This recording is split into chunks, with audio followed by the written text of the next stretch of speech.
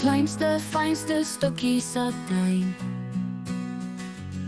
En my swakste en witste pikkewyn.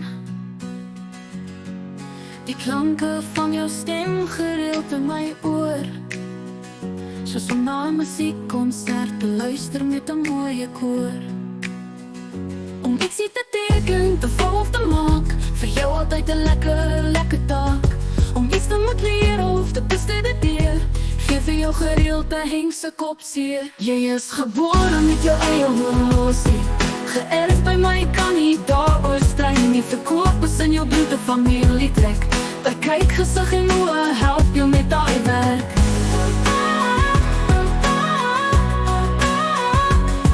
Jy is mal oor musiek sedert ek kan onthou. Dis een van die vele redes waarom ek van jou hou. Onthou asseblief, moet nooit nie vergeet, die volgende woorde moet jy tog niet weet. In my hart sal jy vir ewig en altyd bly. Die kleinste, fynste blommekind van my. Ja, in my hart se diepste vertepunt is jy toegevou, my lievelingsengelkind.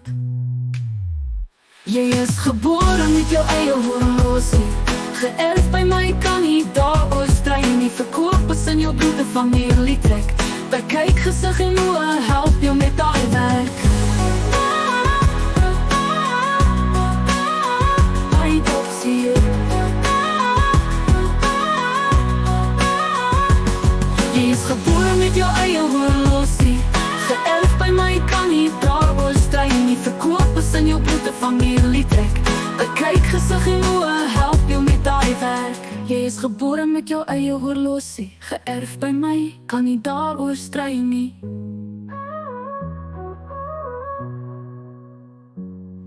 Verkoop is in jou bloed, 'n familietrek. Daai kyk, gesig en oë help jou met daai werk.